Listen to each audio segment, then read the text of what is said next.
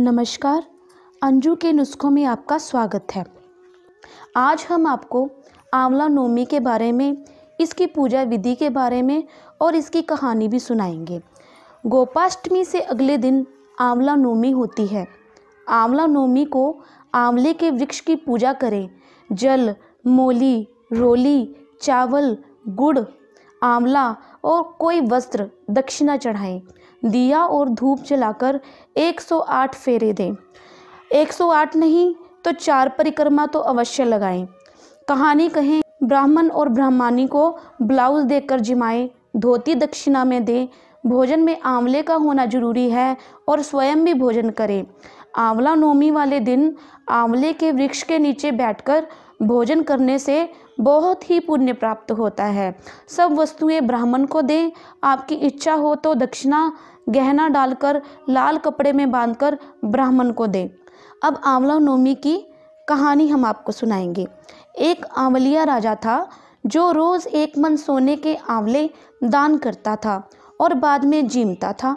एक दिन उसके बेटे बहुओं ने देखा कि रोज़ इतनी आंवले का दान करेंगे तो सारा धन खत्म हो जाएगा, इसीलिए इनका दान बंद कर देना चाहिए। एक पुत्र आया और राजा से बोला, आप तो सारा धन लुटा दोगे, इसीलिए आप आंवले का दान करना बंद कर दीजिए। तब राजा और रानी उजाड़ में जाकर बैठ गए और वहाँ आंवले का दान नहीं कर सके, इसीलिए उन्होंने कुछ भी नहीं खाया। तब भगवान ने सोचा कि अगर हमने इनका सत नहीं रखा तो दुनिया में हमें कोई नहीं मानेगा। तब भगवान ने इनके सपने में आकर कहा, तुम उठो और तुम्हारे पहले जैसी रसोई हो गई है और आंवले का वृक्ष लगा हुआ है, तुम दान करो और जीम लो। तब राजा रानी ने उठकर देखा तो पहले जैसे राजपाट हो गया है और सोने के आंवले वृक्ष पर फैले हुए हैं। तब राजा रानी 1.25 मन आंवले का दान करने लगे। उधर बहू बेटे से धर्म अन्नदाता का बैर पड़ गया। आसपास के लोगों ने कहा, जंगल में एक आंवलिया राजा है, सो तुम वहाँ चले जाओ तो तुम्हारा दुख दूर हो जाएगा। वे दोनों वहाँ पहुँच गए। वहाँ पर रानी अपने बेटे और बहू को देखकर पहचान गई और अपने पति से बोली, इन लोगों से काम तो कम कराएंगे और मजदूरी ज़्यादा देंगे। एक दिन रानी ने अपनी बहू को बुलाकर कहा, मेरा सिर धोकर नहला दे। बहू सिर धोने लगी तो बहू की आँख में से पानी निकलकर रानी की पीठ पर पड़ा। तब रानी बोली, मेरी पीठ पर आंसू क्यों गिरे हैं, मुझे बताओ। तो बहू बोली, मेरी सास की पीठ पर भी ऐसा ही मस्सा था और हमने उन्हें घर से निकाल दिया। वह 1 मन आंवले का दान करते थे तो हमने उन्हें भगा दिया।